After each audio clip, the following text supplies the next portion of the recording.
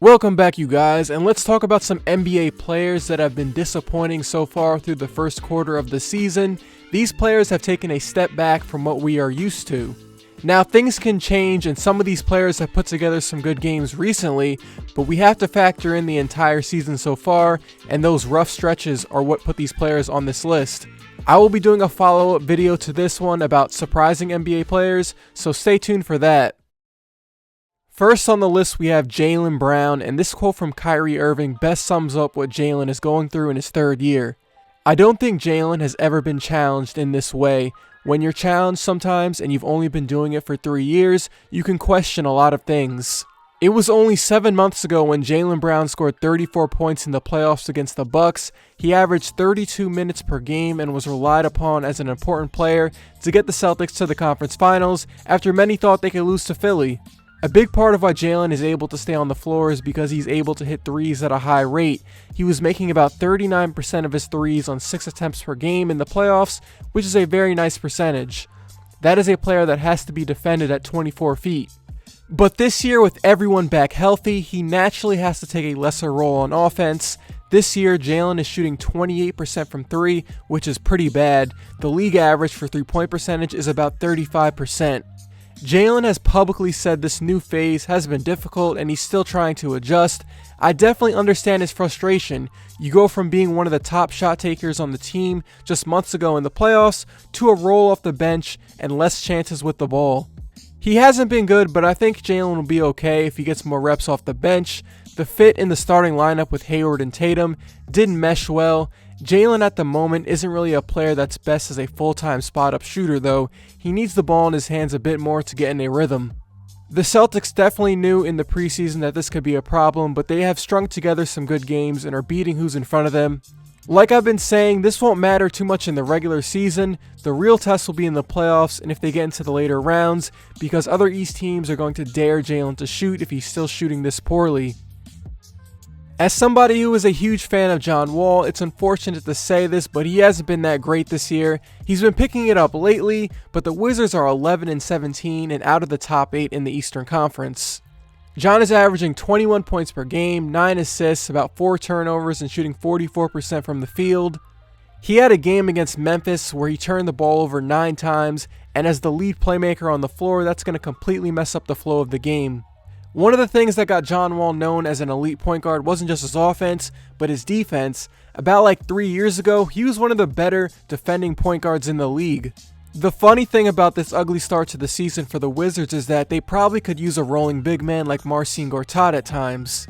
Now, of course, they're finding success with their 5-out lineups when Markieff Morris plays center and Thomas Bryant has been good in spot minutes, but John hasn't had that pick and roll guy this year where you can just make quick dump off passes to.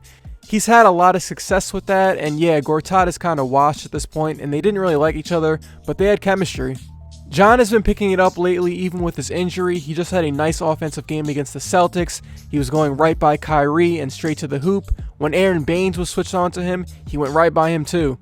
John looked real explosive that night, but unfortunately Kyrie hit 2 shots over him that mattered more, so you're not going to hear too much about it. The team's problems are complicated with many people at fault, but at the end of the day, I still think they can get into the playoffs. It's the Eastern Conference, I've said it many times, there's no real excuse why this team can't get to 45 wins. Markelle Fultz is the next player on the list, and it's pretty quiet on his end lately because he's been out with a diagnosis for his shoulder for about a few more weeks.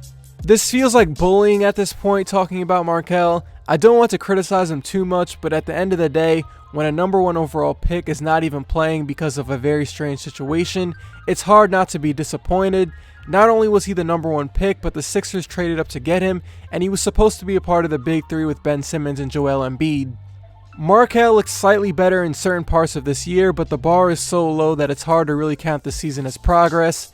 He is still unable to take shots past 12 feet, and it has stagnated what Philly was hoping would be a stable future at the guard position. Defenses treat Fultz as the worst player on the floor, they don't defend him, and this clogs up the court for Ben Simmons. A lot of it has to do with his shoulder injury and the fact that he's being asked to play as a role player when he's been the star his whole life. He has to play off the ball on a team that wants to get to the NBA Finals. It's going to take time for him to adjust, and that is even before you account his bizarre shoulder injury. If you have not been paying attention to the news, the Sixers have denied every Markelle trade they have been offered, and that makes sense. Markelle's trade value is in the dumpster. Those are probably some terrible trade offers, and the best thing to do is hope he comes back and plays somewhat well so he can increase his value. Third player on here, we got Andrew Wiggins, and the hype of him being the next LeBron or even NBA superstar fell off after halfway through that first season at Kansas, but I always thought he'd be able to get buckets at a high level. Wiggins seemed like someone who was going to be able to put 24 to 25 points per game in his sleep in the NBA for the next 10 years, make a few all-star teams, and just be a solid #1 pick. We always talk about athleticism this, athleticism that. Yeah, athleticism can get your way to the rim sometimes, but when you play a defense that is somewhat locked in, you have to find other angles to score.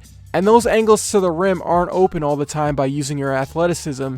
You have to have a tight dribble, crafty footwork, or an unpredictability to your dribble like Kyrie Irving does to get to your spots. Wiggins doesn't really have any of that, which is why he has to fall back on shooting contested mid-range shots. It wouldn't be bad if he was good at shooting those mid-range shots, but he's not. According to NBA.com, Wiggins is shooting 24% on mid-range jump shots. He has taken 99 shots in the mid-range area and only made 24.